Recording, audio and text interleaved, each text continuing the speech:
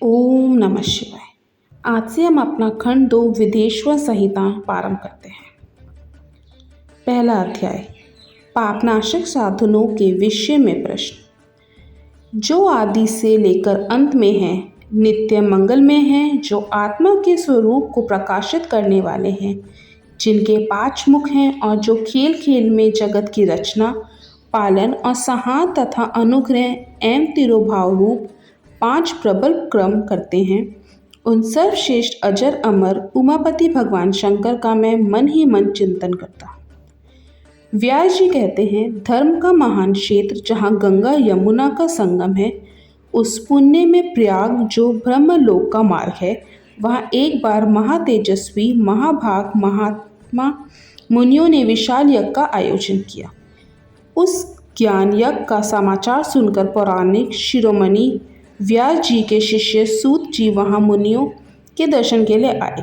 सूत जी का सभी मुनियों ने विधि विवत स्वागत व सत्कार किया तथा उनकी स्तुति करते हुए हाथ जोड़कर उनसे कहा, हे सर्वज्ञ विद्वान रोमहर्षण जी, आप बड़े भाग्यशाली हैं। आपने स्वयं व्यास जी के मुख से पुराण विद्या प्राप्त की है। आप आश्चर्य स्वरूप कथाओं का भंडार हैं। आप भूत भविष्य और वर्तमान के ज्ञाता हैं। हमारा सौभाग्य है कि आपके दर्शन हुए। आपका यहाँ आना निरर्थक नहीं हो सकता। आप कल्याणकारी हैं।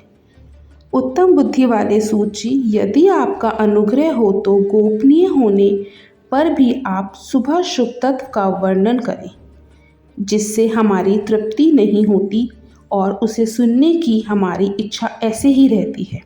कृपा कर उस विषय का वर्णन करें।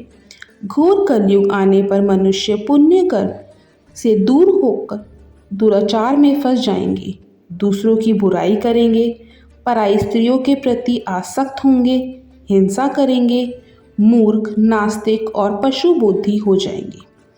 सूत जी, कलयुग में वेद प्रतिपादित वर्ण आश्रम व्यवस्था नष्ट हो जाएगी।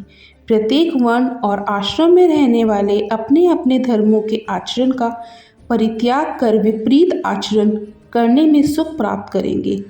इस सामाजिक वर्ण संकरता से लोगों का पतन होगा, परिवार टूट जाएंगे, समाज बिखर जाएगा।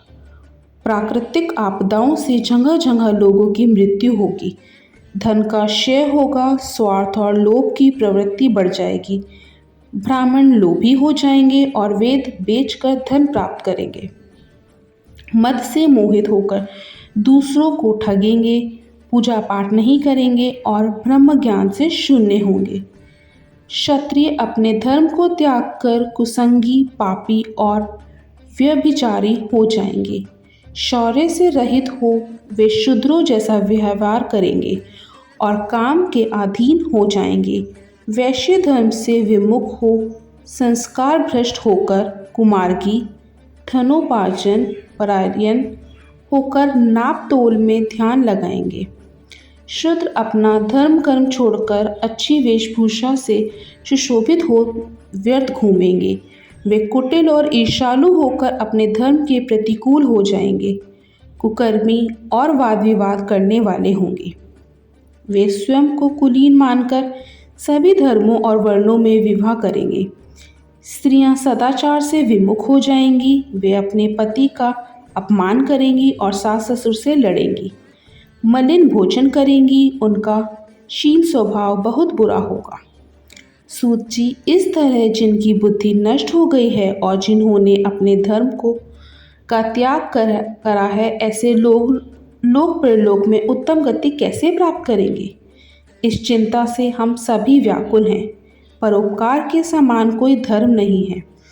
इस धर्म का पालन करने वाला दूसरों को सुखी करता है, स्वयं भी प्रसन्नता अनुभव करता है। यह भावना यदि निष्काम हो तो कर्ता का हृदय शुद्ध करते हुए उसे परम गति प्रदान करती है। हे महामुनि, आप समस्त सिद्धांतों के ज्ञाता हैं।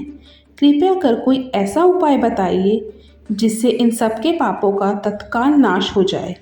व्यास जी कहते हैं, उन श्रेष्ठ मुनियों की यह बात सुनकर सूत जी मन ही मन श्रेष्ठ भगवान शंकर का स्मरण करके उनसे इस प्रकार बोले। दूसरा अध्याय, शिव पुराण का परिचय और महिमा। सूत जी कहते हैं, साधु महात्माओं, आपने बहुत अच्छी बात पूछी है। यह प्रश्न तीनों लोगों का हित करने वाला है।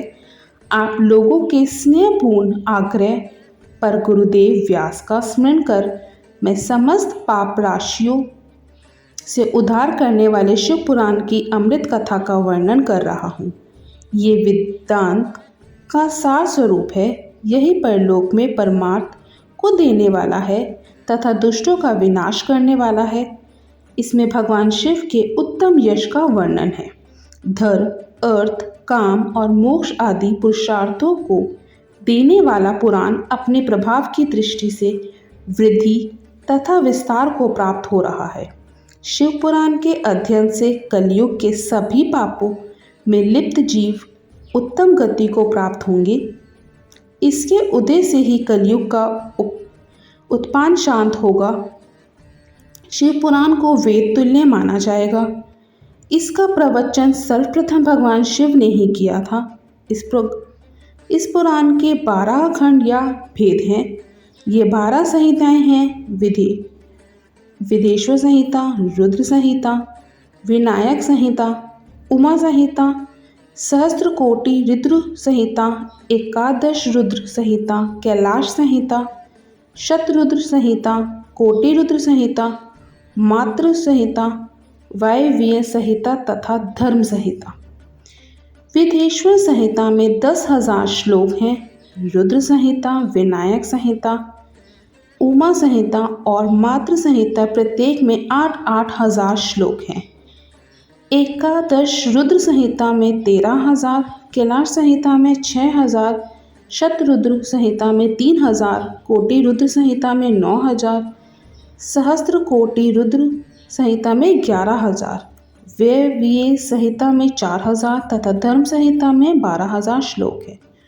मूल शिव पुराण में कुल 1,00,000 श्लोक हैं, परंतु व्यास जी ने इसे 24,000 श्लोकों से संक्षिप्त कर दिया है। पुराणों की क्रम संख्या में शिव पुराण का चौथा स्थान है, जिसमें 7 संहिताएं हैं। पूर्व काल में भगवान शिव ने 100 करोड़ श्लोकों का पुराण ग्रंथ ग्रहित किया था। सृष्टि के आरंभ में निर्मित यह पुराण साहित्य अधिक विस्तृत था। द्वापर युग में द्वैपायन आदि महर्षियों ने पुराण को 18 भागों में विभाजित कर 4,00,000 श्लोकों में इसको संक्षिप्त कर दिया। इसके उपरांत व्यास जी ने 24,000 श्लोकों में इसका प्रतिपादन किया।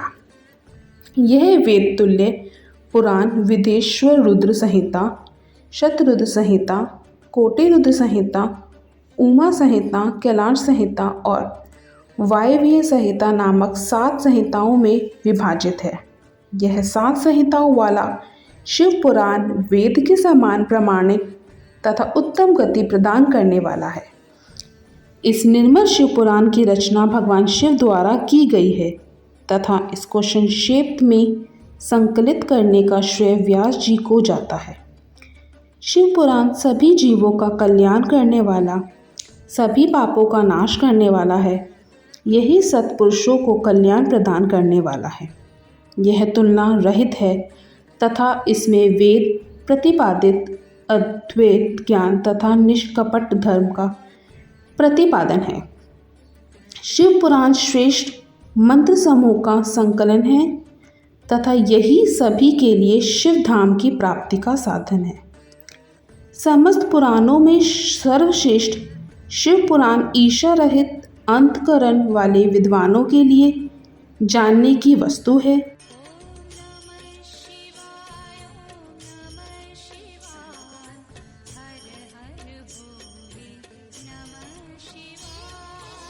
होकर परम गति को प्राप्त कर लेता है।